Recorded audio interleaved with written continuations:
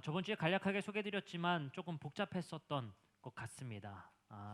크리스텐덤 시대 그리고 포스트 크리스텐덤 시대에 대해서 여러분들에게 간략하게 역사적으로 소개를 해드렸습니다.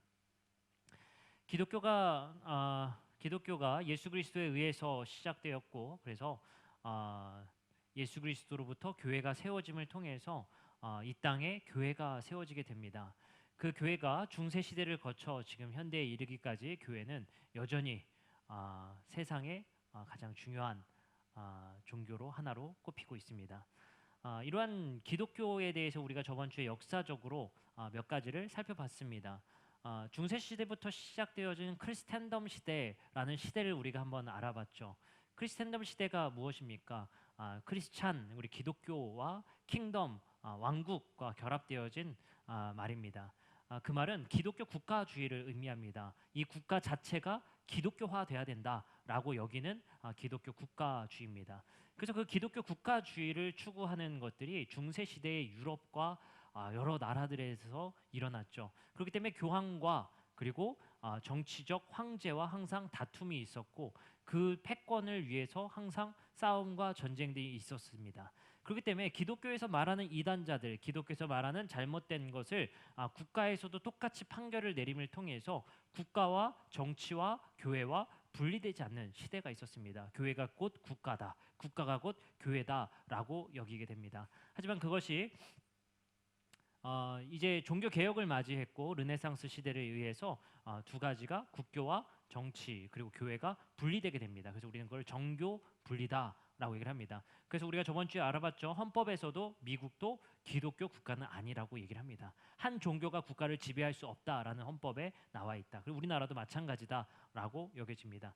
근데 안타깝게도 그 크리스텐덤 시대가 지나가고 이제 유럽은 포스트 크리스텐덤 시대, 이제 주변부로 밀려난 기독교의 시대를 맞이했습니다. 기독교가 국가의 중심이 아니라 이제 주변부로 밀려난 종교의 하나다라고 여겨지게 되죠. 하지만 선교사님들에 의해서 우리 대한민국의 기독교가 시작됐고, 그 기독교주의에는 기독교 국가주의가 현저히 있었습니다.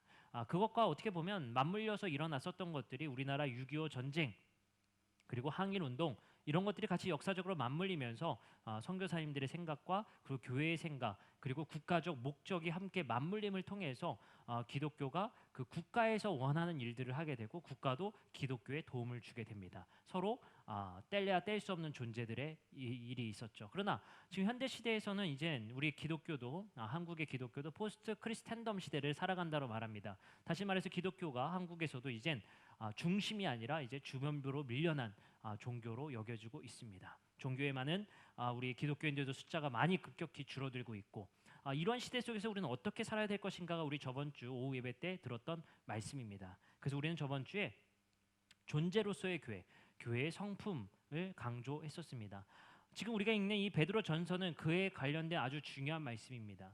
한국 기독교는 계속해서 바울 서신들을 중요하게 여겼었죠. 그리고 베드로 전서, 야고보서, 히브리서는 별로 인기가 없었던 말씀들 중에 하나입니다. 왜 그러냐? 베드로 전후서, 야고보서, 디모데 전후서, 그다음에 히브리서 등은 기독교의 핍박 시대, 기독교가 주변부로 물러난 시대에 쓰인 편지들입니다. 그리고 다소 자신감이 떨어지고 약간 소극적이고 약간 소외된 느낌을 계속해서 받게 됩니다. 하지만 바울의 편지는 그렇지 않죠. 바울에 의해서, 사도들에 의해서 교회가 사도행전적인 확장이 일어났었죠. 그래서 교회가 부흥기를 맞이합니다. 언제까지요? 한 300년 전까지, 100년 때까지는 그렇게 됩니다. 그러나 다시 콘스탄티누스 황제가 일어나기 전까지는 또 핍박의 시대를 맞이하죠. 그때가 베드로 전후서입니다. 그렇기 때문에 이 베드로 전후서가 우리에게 매우 가치가 있다고 여겨집니다. 지금 한국 기독교의 현재의 상황과 매우 밀접해 있기 때문입니다. 기독교가 국가의 중심에 있을 때 우리의 태도와 기독교가 국가에서 주변부로 밀려났을 때, 지금처럼 거절당하는 기독교가 되었을 때 기독교의 태도가 달라야 될 것 같습니다. 그래서 베드로 전서에는 그러한 시대 속에 살아갔었던 교회가 어떤 태도, 어떤 자세를 가져야 되는가를 말하고 있다는 사실입니다. 그래서 우리 베드로 전서의 말씀을 보면 9절의 말씀입니다. 그러나 너희는 택하신 족속의 왕 같은 제사장이요 거룩한 나라요 그의 소유된 백성이니 이는 너희를 어두운 데서 불러내어 그의 기이한 빛에 들어가게 하신 이에 아름다운 덕을 선포하게 하려 하심이라. 너희가 전에는 백성이 아니더니 이제는 하나님의 백성이다. 자, 베드로전서 2장에서는 기독교인들, 그리스도인들의 정체성을 말해줍니다. 왕 같은 제사장이다. 택하신 족속이다. 이것이 그리스도인들의 정체성이며 우리의 정체성입니다. 우리는 누가 뭐라고 해도 우리가 가진 것, 우리의 재능, 우리의 권력, 누가 뭐라고 해도 이런 것을 다 내려놓고도 우리는 분명히 하나님의 백성이며 택하신 족속이며 왕 같은 제사장입니다. 왕이 다스리는 나라의 제사장입니다. 이 정체성이 우리에게 있는 거죠. 그러나 베드로전서 시대에 이 정체성을 가지고 있었던 기독교인들의 정체성과 다르게 현실은 11절에 나옵니다. 사랑하는 자들아 거류민과 나그네 같은 너희를 권하노니. 자, 정체성은 왕 같은 제사장인데 현실은 거류민이자 나그네라는 사실입니다. 이것이 지금 현재 우리의 삶과 밀접하게 관련이 있다라고 생각이 들어집니다. 우리의 정체성은 분명히 하나님께서 택하신 족속이자 왕 같은 제사장인데 우리 기독교의 현실은 거류민과 같고 나그네와 같다라는 것입니다. 우리 기독교라는 이름으로 세상과 접촉하기에는 어려운 시대입니다. 그래서 행동하는 기독교를 굉장히 강조해 왔지만 우리가 행동으로서 하는 것도 많은 제약이 있습니다. 교회에서 왔어요. 교회에서 도와드리려고 합니다. 라는 말을 듣자마자 거절하고 거부하고 경계합니다. 교회라는 이름이 그들에게는 이제 경계의 대상이 된 것 같습니다. 아마도 그들은 생각하겠죠. 이들은 목적이 있어서야. 이들은 포교 활동하려고 하는 거야. 분명히 전도하려고 왔겠지. 그 목적을 채우려고 도와주려고 하겠지. 그런 선의를 내비치겠지라고 생각을 합니다. 그렇기 때문에 이 교회가 다가가는 것 족족 사회는 그리고 세상은 우리를 거절하는 시대 속에 있습니다. 이 베드로전서의 정체성과 같은 것 같습니다. 우리는 주일날 하나님의 백성임을 자축하고 경배하고 기뻐합니다. 그러나 세상에 나가서는 우리는 왕이 아니고 제사장이 아닙니다. 그곳에는 거류민일 뿐이고 나그네와 같은 삶을 살아가고 있다는 사실입니다. 그 가운데 베드로는 이렇게 사도는 권면을 합니다. 그 교회 가운데 너희는 이러한 시대 속에 살아갈 때에 어떻게 살라고 우리에게 명령을 하시냐면 너희들의 덕을 선포하라 라고 얘기를 합니다. 그리고 이렇게 얘기를 합니다. 지금 베드로 사도는 지금 교회들에게 너희들에게 말을 하고 권면을 하는 것은 모든 제도와 황제와 왕들에게 순종하라는 명령을 합니다. 이러한 명령들이 사실 우리에게는 쉬운 얘기는 아니죠. 그것이 우리에게 꽤 까다로운 얘기인 것 같습니다. 그리고 베드로 사도는 계속해서 너희들의 성품을 행실을 온전히 하라라고 얘기를 합니다. 그게 12절에 이렇게 말합니다. 너희가 이방인 중에서 행실을 선하게 가져라. 우리의 행실의 중요성을 말합니다. 선교도 하기 어려운 시대, 전도하기도 어려운 시대. 베드로는 이렇게 말하는 것 같습니다. 일단 똑바로 살아. 일단 똑바로 행실부터 똑바로 해. 너부터 잘해가 핵심인 것 같습니다. 우리부터 잘해야 될 것 같습니다. 우리가 교회이고 우리가 예수 그리스도의 백성들, 하나님의 백성들이기 때문입니다. 그래서 우리는 우리의 행실을 잘하게 하라는 이 말씀을 우리가 저번 주에 들었다면 두 번째 가치를 말씀을 한번 보도록 하겠습니다. 베드로전서 1장 17절입니다. 베드로전서 1장 17절 같이 한번 읽어보겠습니다. 베드로전서 1장 17절입니다. 함께 읽겠습니다. 시작.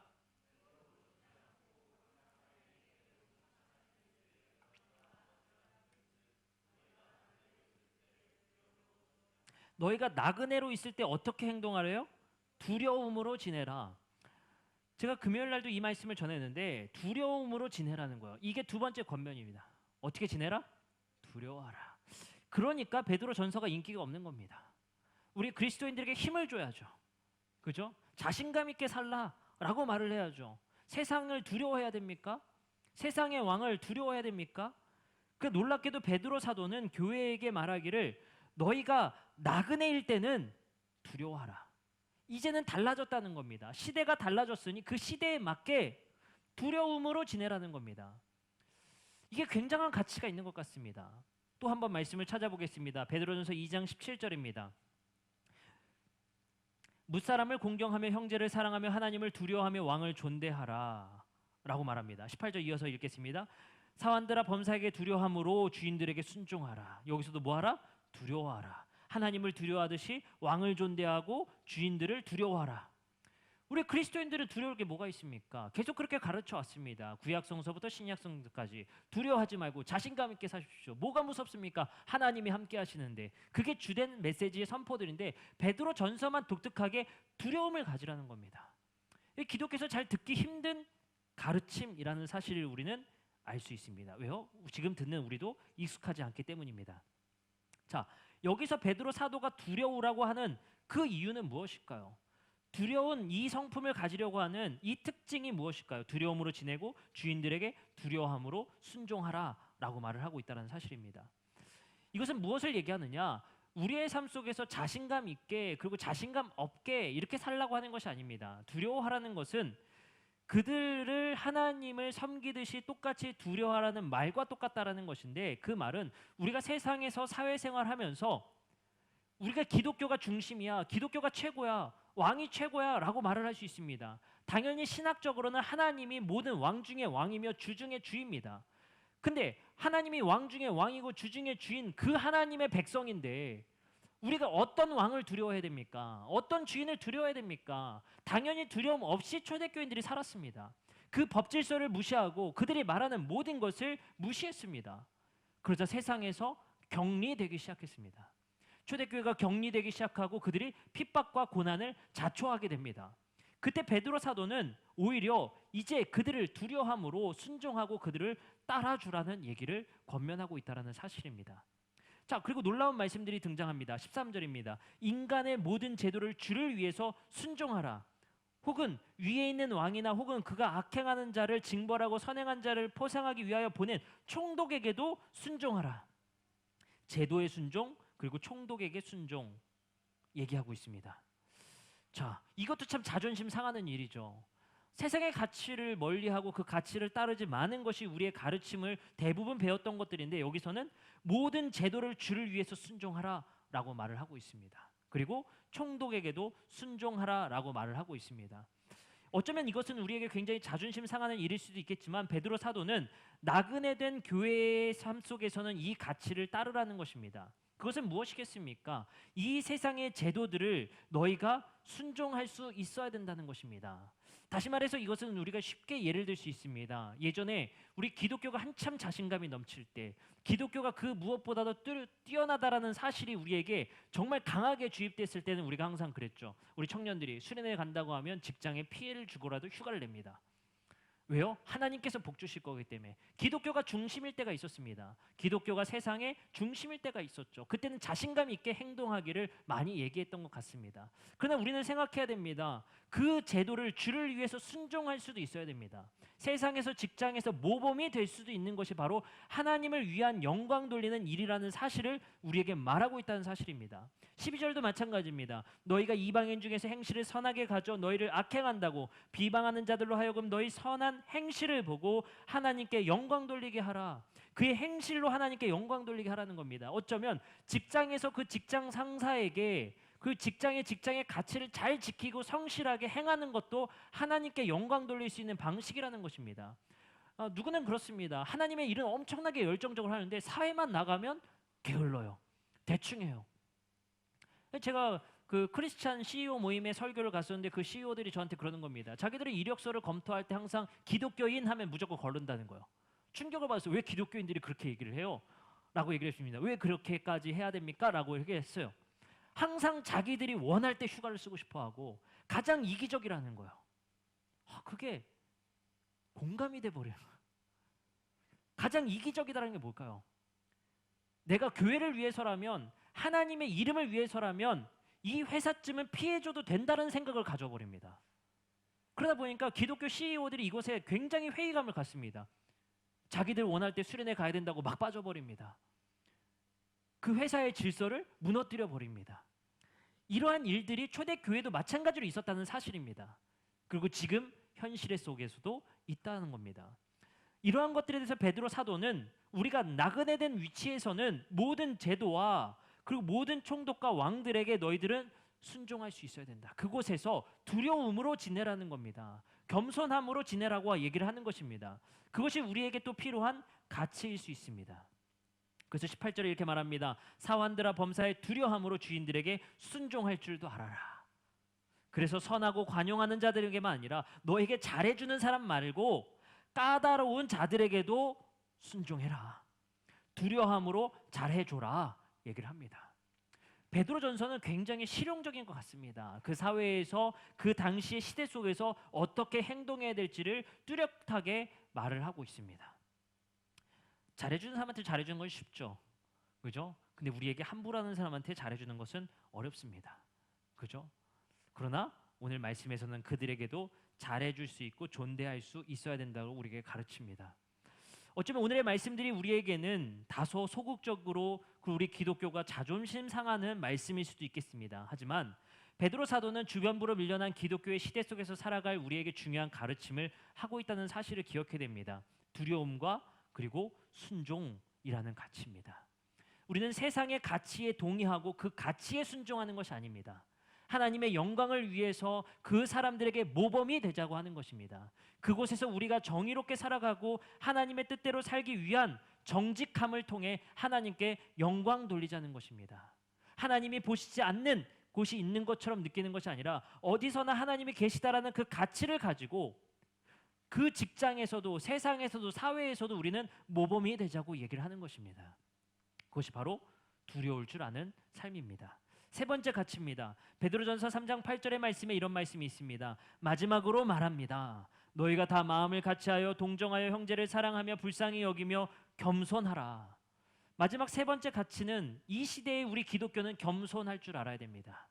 네, 여전히 우리가 주인공인 줄 알고 살면 안 됩니다. 지금 우리는 겸손할 줄 알아야 됩니다. 세상에 겸손으로 살아야 합니다. 베드로전서 5장 5절은 이렇게 말합니다. 젊은 자들아 이와 같이 장로들에게 순종하고 다 서로 겸손으로 허리를 동여매라. 하나님은 교만한 자를 대적하시되 겸손한 자들에게 은혜를 주시느니라. 겸손은 이러할 때 필요합니다.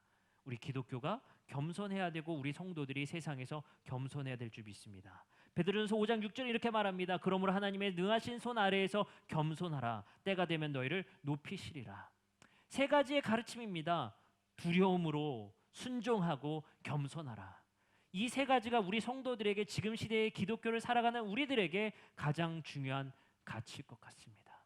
저번 주에 제가 여러분들에게 말씀을 드렸습니다. 여기 지역의 어린이집들에게 전화를 돌렸는데 모두가 거절해서 상당한 상처를 받았다. 도와주겠다는데 경계하고 도와주겠다는데 이 교회를 거절하는 모습에 상당한 충격을 받았습니다. 그래도 감사하게도 이번 주에 재조사에 들어갔습니다. 우리 전사님 통해서 재조사를 들어갔죠. 두 가지의 관심이 있었습니다. 첫 번째는 세터민, 우리 탈북민들이 우리 지역에 얼마나 사는지가 궁금했습니다. 두 번째는 궁금한 건 이 지역의 결식 아동들이 얼마나 존재하는지가 궁금했습니다. 그래서 주민센터에 빨리 연락을 해봐라 얘기를 했습니다. 그래서 연락을 해서 답변이 돌아왔습니다. 세터민들에 대한 조사는 되어 있지 않다. 네, 얼마나 사는지조차 모르고 있다라는 겁니다. 두 번째, 결식 아동들은 얼마나 있느냐라고 물었습니다. 그것은 자기들이 조사되어 있다. 결손 가정과 결식 아동들은 조사되어 있다라고 얘기를 들었습니다. 그리고 다음 주 화요일 날 우리 교회를 찾아온다고 합니다. 그래서 사회복지 담당자와 만나기로 했습니다. 이 지역의 결식 아동들이 얼마나 있는지 드디어 알 것 같습니다. 그 정보 하나 얻는 게 얼마나 힘든지, 그것 하나 도와주는 게 얼마나 힘든지 모릅니다. 우리 교회가 그들에게 밥 한 끼 따뜻하게 대접할 수 있는가? 이것이 우리 교회의 매우 중요한 쟁점이기 때문입니다. 왜 그러느냐? 우리는 거절당함에도 겸손함으로 다가갈 것입니다. 거절당함에도 두려움으로 그들을 존대해 줄 겁니다. 우리가 존귀하지 않아서가 아니라, 우리가 노예와 종의 신분이어서가 아니라, 존대할 수밖에 없는 상황이어서가 아니라 왕 같은 제사장이지만 우리의 이웃을 존대해야 됩니다. 그리고 우리는 두려움으로 그들에게 다가서야 될 것 같습니다. 얼마 전에 우리 교회에서 제가 굉장히 화가 났었던 일이 있습니다. 그게 어떤 일이었냐면요.